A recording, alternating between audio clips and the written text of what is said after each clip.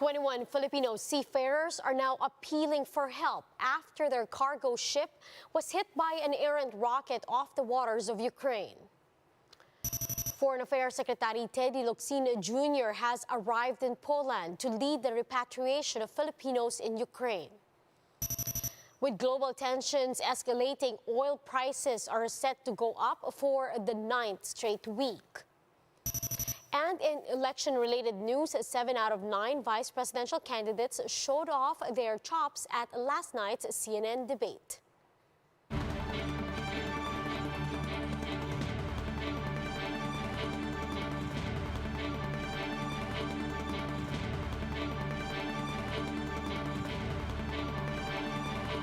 Fast, focused, and fearless. Here's everything you need to know to jumpstart your weekend. I'm Riza Diaz.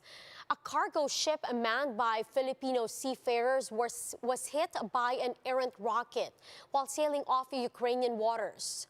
21 Filipino crew members of MV Namura are now calling on the government to help them return to the Philippines.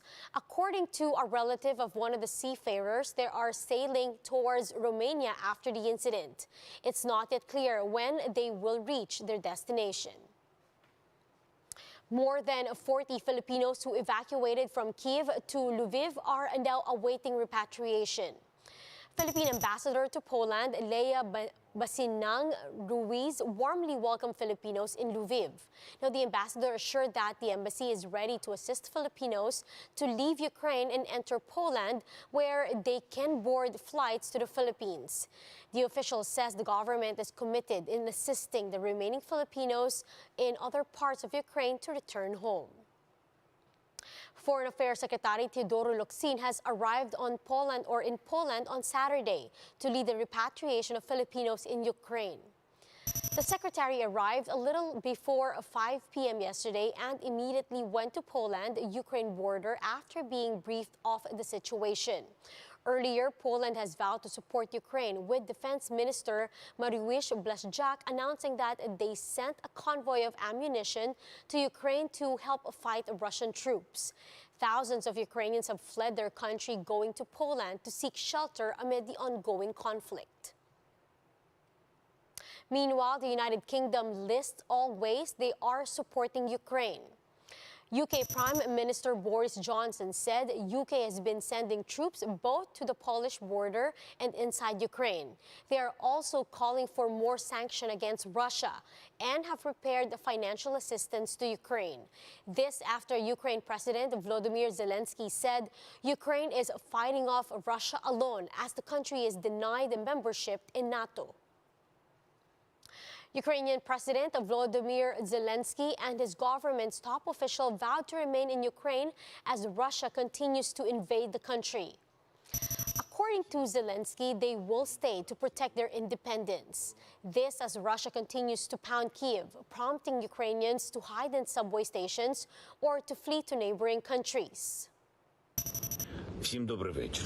Лідер фракції тут, голова Офісу президента тут, прем'єр-міністр Шмигаль тут, Подоляк тут, президент тут. Всі ми тут, наші військові тут, громадяни суспільства тут, всі ми тут. Захищаємо нашу незалежність, нашу державу. І так буде і далі. Слава нашим захисникам, слава нашим захисницям. Слава Україні! Слава! Героям слава!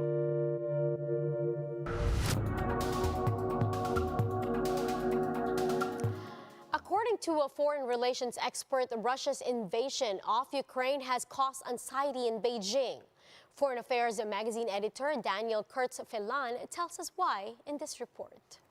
According to Chinese state TV, China is urging Russia and Ukraine to negotiate. Hard to tell exactly how hard they're pressing on some resolution to this.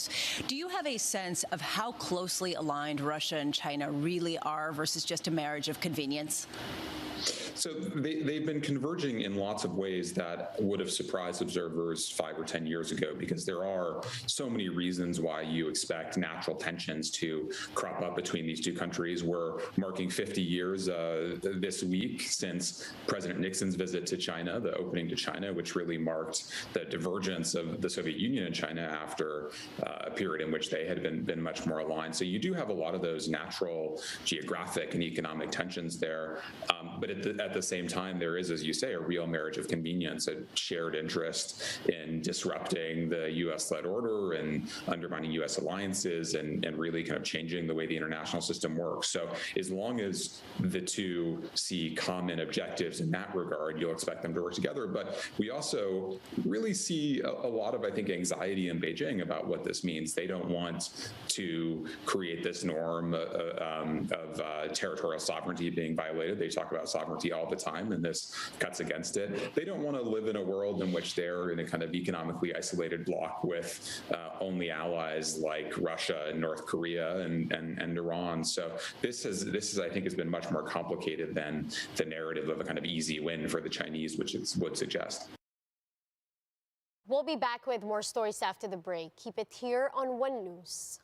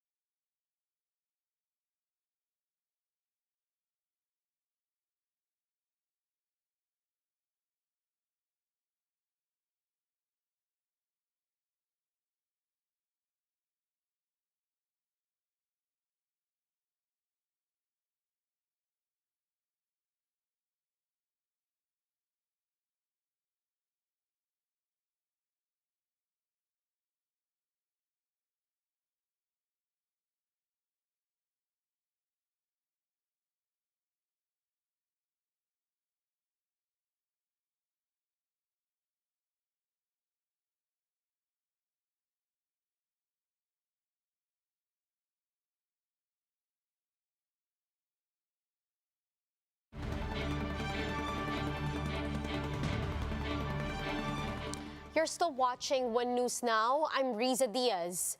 Oil prices are going up for the 9th straight week as global tensions worsen. In its forecast, Unioil said diesel prices are expected to increase by 80 to 90 centavos per liter and gasoline by 90 centavos to 1 peso per liter. Now, this would push up the net increase of pump prices to over 10 pesos per liter since the start of the year.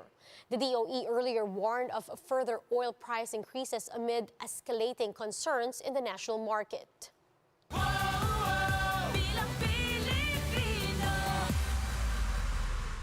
Now, here are the latest news on this year's national candidates. If elected president, Manila Mayor Isko Moreno said his foreign policy will always be Filipino first. Moreno added he would make sure all OFWs are free from harm.